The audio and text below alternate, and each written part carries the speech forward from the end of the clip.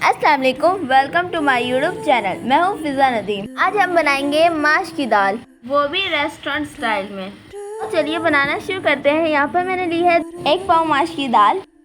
इसे मैंने 3-4 घंटे पहले वॉश करके अच्छी तरह से भिगो दिया था। बॉईल करने से पहले मैं इसे पानी से 2-3 मरतबा वॉश करूँगी, फिर हम इसे बॉईल करेंगे। यहाँ पर मैं इसे बॉईल करूँगी। मैंने दाल को फ्राई पैन में डाल दिया है। हमने इसमें पानी डालना है ताकि दाल इसमें अच्छी तरह से डिप हो जाए। और अब हम इसे 80% तक बॉईल करेंगे। बॉईल होने में इसे 8 से 10 मिनट लगेंगे और इसे मैं ढाँप कर बॉईल करूँगी। अभी से 5 मिनट हुए हैं। अब इसके ऊपर से हम वाइट वाला पानी निकाल देंगे। इसे हम झाग भी बोलते हैं। अब इसे 3-4 मिनट और बॉईल करेंगे। तकरीबन ये 80% तक गल चुकी है। हमने इसे इतना ही गलाना है।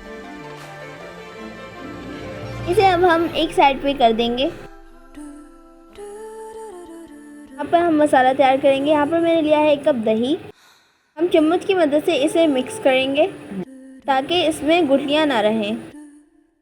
पर हम डालेंगे कुछ स्पाइसेस। यहाँ पर मैंने डाली है कुटी हुई मिर्च 1½ टीस्पून, ½ टीस्पून हल्दी, ½ टीस्पून कश्मीरी लाल मिर्च पाउडर, ½ टीस्पून गरम मसाला पाउडर, 1/2 टीस्पून सूखा धनिया पाउडर और इसे अच्छी तरह से मिक्स कर लेंगे।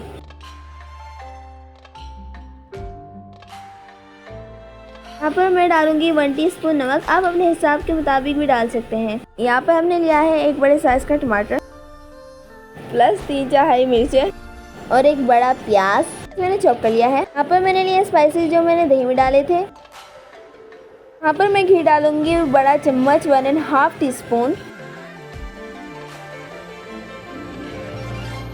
इसे मेल्ट करने के बाद हम इसमें प्याज डालेंगे। इन्हें लाइट गोल्डन ब्राउन करेंगे। अब ये लाइट गोल्डन ब्राउन हो चुकी हैं। इसमें हम डालेंगे हरी मिर्च टमाटर और 1 मिनट के लिए इन्हें फ्राई करेंगे। अब हमने जो दही का पेस्ट बनाया था वो हम इसमें डाल देंगे और इन्हें हम 3-4 मिनट तक भुनाई करेंगे। दही पानी छोड़ता है इसलिए इसमें टाइम लगेगा।